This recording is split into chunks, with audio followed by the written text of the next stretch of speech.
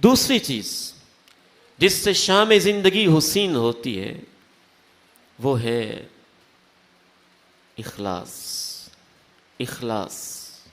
بہت بڑی نعمت. بندہ سنسیئر ہو، مخلص ہو، اس کے جذبات اچھے ہوں، عظیم کاموں کے پیچھے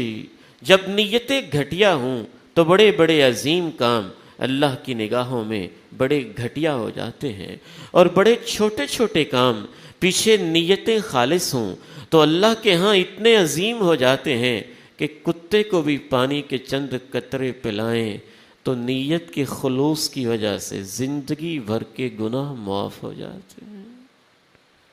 نیتیں کھوٹی ہوں، جذبات برے ہوں، مفادات کا چڑھاوا اور غلاف میں لپیٹ کے دین کا لبادہ اوڑھا ہو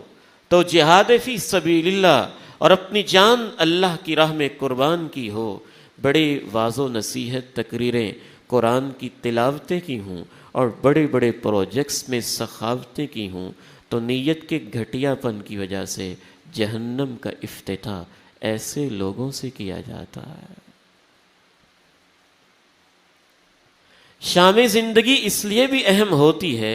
کہ جب آپ کی زندگی کی شام ہو رہی ہوتی ہے اور بس قبر کی پہلی رات شروع ہونے والی ہوتی ہے اور موت کی گھڑیاں ہوتی ہیں، نزع کا عالم کفی ہوتا ہے اور آخری سکتہ اور سکرات کی سارے کے سارے لمحے ہوتے ہیں، تو اس وقت جیسی آپ کی نیت تھی ویسی ہی آپ کی موت اللہ آپ کو دیتا ہے.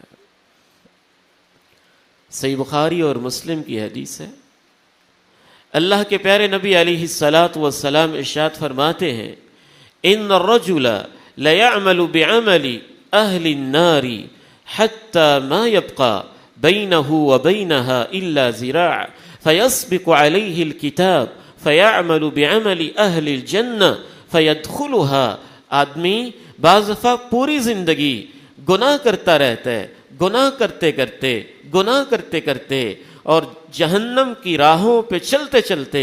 بس جہنم میں داخل ہونے والا ہوتا ہے. اس کے اور جہنم کے درمیان ایک ہاتھ کا فاصلہ باقی ہوتا ہے، لیکن اس ایک ہاتھ کے فاصلے میں وہ کوئی ایسی نیکی کا کام کرتا ہے کہ اللہ اس پہ اس کو موت دے کے جنتوں کا وارث بنا دیتا ہے. یہ ہوتا ہے اخلاص نیت کی وجہ سے.